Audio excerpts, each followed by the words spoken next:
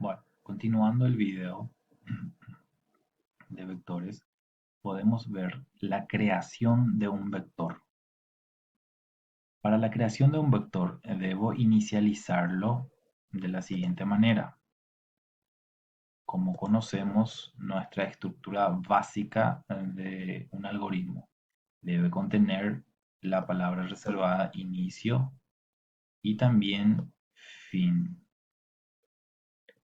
Luego, en el medio, yo debo inicializar mi número de elementos.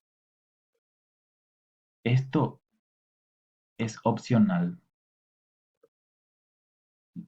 Siguiendo, debo dimensionar mi vector con la palabra dim y luego el nombre del vector seguido del corchete con el, la letra que me indica el número de elementos.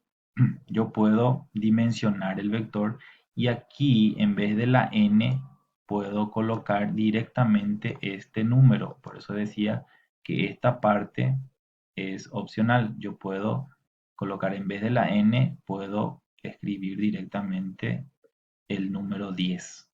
Pero esta es una forma más ordenada nada más de hacerlo. Ahora pasamos a la carga de un vector. El vector se puede cargar utilizando dos tipos de iteradores o ciclos. Dos tipos de ciclos. Podemos utilizar el ciclo for o para, en este caso, ¿verdad? Para i igual a 1 hasta i igual a 10. Entonces él va a iterar desde el 1 hasta que termine el ciclo cuando finaliza, cuando llega al número final de elementos. Luego, en la siguiente línea debe leer un elemento cualquiera, por eso una X. Primeramente se debe inicializar la X, eso no dije. Se debe inicializar la X para luego aplicar el ciclo. Luego de leer el elemento, se debe asignar al vector. Entonces, se lee una X cualquiera y esa X se guarda en el vector en esa posición. Por ejemplo, tenemos un vector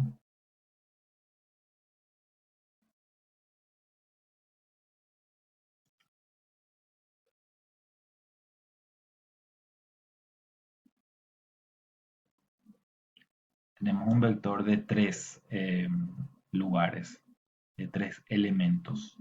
Entonces, mi vector se iría solamente hasta 3 aquí, ¿verdad? Como ejemplo nada más, le coloco aquí 3, ¿verdad? Entonces, vamos a escribir aquí las posiciones 1. Bueno, aquí sería ya el elemento. Vamos a escribirle elemento 10, elemento 5, elemento 1. Y aquí abajo le escribimos las posiciones. Posición 1, posición 2 y posición 3. Entonces, él va a recorrer así, desde el 1 hasta el 3. Acá, ¿verdad? Nuestro vector ejemplo es 3. Este sería nuestro B.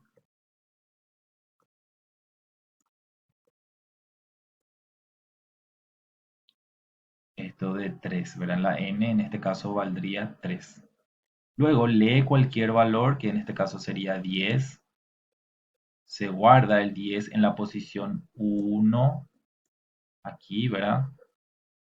Luego se lee otro valor, se lee 5, se guarda ese 5 en la posición 2, ¿sí? Aquí, la i lo que va variando acá, ¿verdad?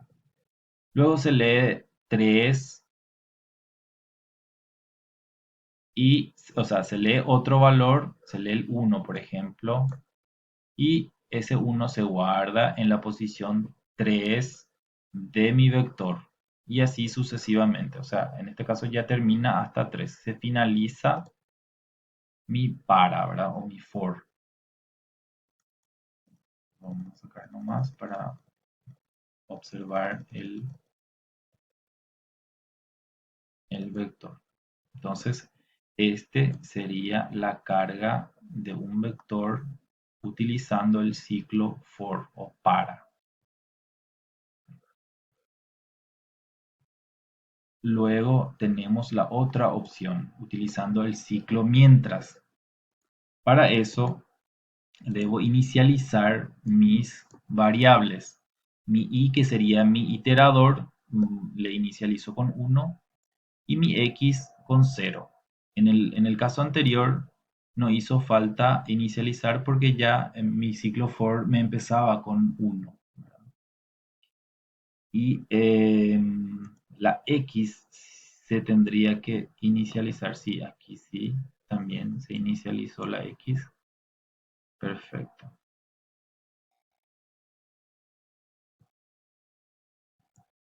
Bueno, siguiendo nuestro ciclo mientras y sea menor o igual a 10, en este caso sigue el ejemplo con un vector de 10 elementos, lee un valor y se guarda en el vector. Ese mismo valor se guarda en el vector. Este mismo procedimiento se sigue para como el anterior, ¿verdad? Luego, este tiene que ir debajo, aquí, para ser más ordenado. Entonces, eh, el ciclo mientras se lee así de esta manera, y menor o igual a 10, por ejemplo. Entonces, lee el elemento, se guarda ese elemento en el vector, se suma, se itera más 1 y se vuelve a contar. Lee de nuevo hasta llegar al 10 o hasta finalizar mi vector. Bueno, siguiendo entonces, vamos a la impresión de un vector. ¿Cómo se imprime un vector? Para imprimir un vector también tenemos de dos maneras, ¿verdad? Utilizando el ciclo para o el ciclo mientras. Bueno, el ciclo para, lo mismo, ¿verdad? Va a empezar desde donde le inicializo mi i hasta el número n. Este también yo puedo y llevarlo hasta n. ¿Entienden? Entonces, hacer para i igual a 1 hasta i igual a n. Entonces, es genérico. Entonces, yo mi n puedo inicializar antes de empezar mi ciclo. Por ejemplo, 10. Así. Y mi n puede valer cualquier valor. Puedo darle cualquier valor. O depende del valor que te dé el problema. ¿Ok? Luego, la instrucción es imprimir o im también se puede usar, solo im o escribir. Entonces, de igual manera se puede usar diferentes maneras, ¿verdad? Imprimir vec en la posición i, ¿verdad? Esta i la que va a ir cambiando, ¿verdad? Dependiendo de los valores aquí hasta n. Y así va a ir recorriendo el vector y va a ir imprimiendo un valor detrás de otro. Un valor detrás de otro de cada vector.